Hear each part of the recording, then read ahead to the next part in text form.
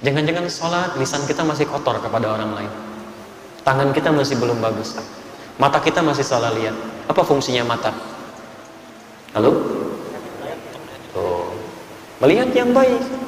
Kata Quran begitu, bukan cuma melihat yang baik. Jadi fungsi mata bukan melihat yang baik. Quran surah ke-24 ayat 30 untuk laki-laki, ayat 31 untuk perempuan. Wa qul lil mu'minina yaghuddu min absarihim. Katakan pada pria-pria yang merasa punya iman kita dipertaruhkan di situ. Ya, cukup lihat yang baik-baik. Tidak baik itu, ya ghuddu, palingkan. Maaf, sampai siang ini saja, dari bangun tadi sampai siang ini, berapa kali mata kita melihat yang tidak baik, yang tidak dibenarkan oleh Allah Subhanahu wa taala. Di jalan mungkin terbuka aurat, ada yang terlihat. Ngelihat status teman orang lain, ada yang terbuka auratnya. Ada lihat majalah yang tidak benar, ada TV melihat sesuatu yang keliru gitu kan? Itu baru mata. Belum telinga, belum mulut. Apa fungsi mulut? Tahu dari mana? Man kana yu'minu billahi wal yawmil akhir falyaqul khairan aw liyasmut, kata Nabi. Siapa yang merasa beriman kepada Allah dan hari akhir, cukup katakan yang baik. Kalau nggak bisa diam. Cuman dua pilihannya. Gosip nggak ada di situ. Kalau nggak bisa bicara yang baik, diam. Cuman sampai situ. Berapa kali lisan kita mencela orang lain, berbicara yang tidak baik, dan itu buang-buang pahala. Hadis Muslim nomor hadis 5611.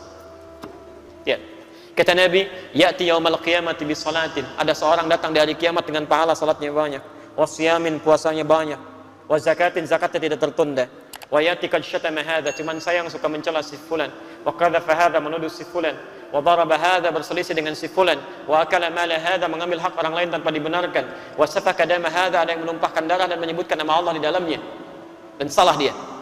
Lihat, tukhadhu hadza min hasanati wa hadza min hasanati. Kalau ada orang salat kemudian dia mencela orang lain, seketika pahala salatnya diambil, diberikan pada yang dicela itu. Jadi kalau ada orang salat di al-jihad, begitu keluar dia mencela misalnya, lihat tuh, orang itu udah lama tinggal di sini. Oh, belum dapat hidayah, kayaknya belum ke masjid. Itu pindah seketika. Padahal mungkin dia sedang menunda. Pindah. Temannya bilang, benar ya, 2 pindah ke situ. Temannya berkata, saya enggak Ustaz, alhamdulillah, enggak seperti dia tuh. Kena juga di situ. Enggak selesai. Setan itu begitu, kalau satu sudah bermaksiat, jadi virus nyambung ke yang lain tuh. Hati-hati, itu pindah. Tuh hadza min hasanati wa hadza min hasanati. Diambil yang ini, diberikan kepada yang ini lagi. Apa yang terjadi? Fa in faniyat hasanatu, kalau habis kebaikannya yang ini sudah enggak ada lagi, tersisa keburukannya, maka dosa-dosa orang dizalim ini dipindahkan kepada orang itu. Faturiha finnar, dilemparkan ke dalam neraka. Jangan dibuang pahala. Yang paling dahsyat itu, hati-hati. Ada yang belum mengerjakan ibadah, pahalanya udah hilang. Sudah ada itu di Quran surah kedua Al-Baqarah ayat 264, posisi paling kiri sebelah bawah. Ya ayyuhalladzina amanu, hai orang-orang yang merasa punya iman, la tubtilu shadaqatikum bil manni wal adha. Jangan pernah kamu gagalkan, batalkan kebaikan-kebaikan yang akan kamu tenun itu, atau yang telah kamu tenun, dengan mengerjakan amalan yang bisa merusak dan menghilangkan pahalanya. Kalladzi yunfiqu malahu ria'an nas, seperti orang yang akan infak, infaknya belum, baru akan infak tapi riya. Itu sebelum infak sudah habis Pak pahalanya.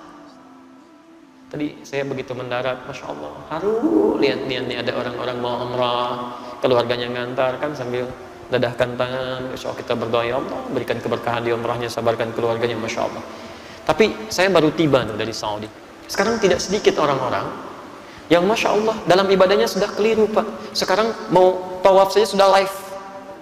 Begitu berputar tangan kanannya begini. Oh, berputar gitu ya. Sa'inya juga begitu. Rabbighfir warham, kanan capek pindah ke kiri begini. Ada yang sebelum berangkat sudah habis pahalanya. Tetangga dikumpulkan, komplek gitu kan, masya Allah. Kalau niat baik gak apa-apa. Jadi dikumpulkan Bapak Ibu sekalian, besok kami mau berangkat, mohon doanya. Mudah-mudahan lancar umrah kami ya. Masya Allah, mohon maafkan kalau ada salah selama ini. Ini umrah pertama kami Pak. Barangkali juga yang pertama di komplek ini ya.